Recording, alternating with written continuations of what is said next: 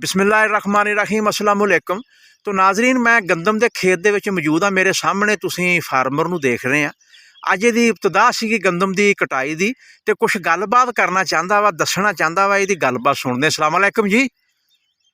वालेकुम सलाम जी। की हाल है? ठीक हो? अल्लाह दा सहना जी। तुसीं कोई गल करना चाहते हैं तो हाँ जी, हाँ अज कर दिओ। फिर की करना चाहते? मैं जी गंदम कट्टण आया, दाती लेके आया। हाँ गंदम तैयार हो गई आ। हाँ, मैं दाती लेके आया कोके वाली। माशाअल्लाह जी माशाअल्लाह। मैं गंदम किला ढालना अज इंशाअल्लाह। किन्ने कोके लगे तुहाडी दाती नूं? 30-32 दो कोके लगे आगे। अच्छा। हाँ जी, ते अज बड़ा जोश आ? बड़ा जोश आ। अच्छा सारा जोश मर गया रेट देख के।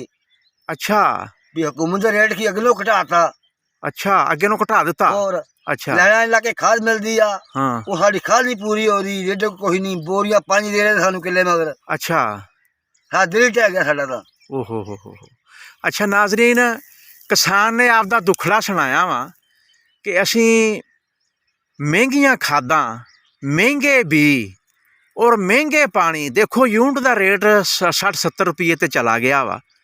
तो इन्ना कुछ करन तो बाद जो साडी गंदम की फसल तैयार हुई आ, तो अज दाती लैके असी कट्टण लई आए हैं, तो साडा जिहड़ा ना दिल वो ढह गया वा। असी बहुत अफसुरदा हाँ, परेशान हाँ कि साडी जिहड़ी सरकार आ ना, उन्हें देख लो साडी सोने वर्गी गंदम जिहड़ी है ना, उहदा सानू जिहड़ा मुआवजा मिलना ना 2023-24 का जिहड़ा साडी कबीना ने रेट तय किया वा, वो पिछले साल नालों भी साडा रेट घटा दिता।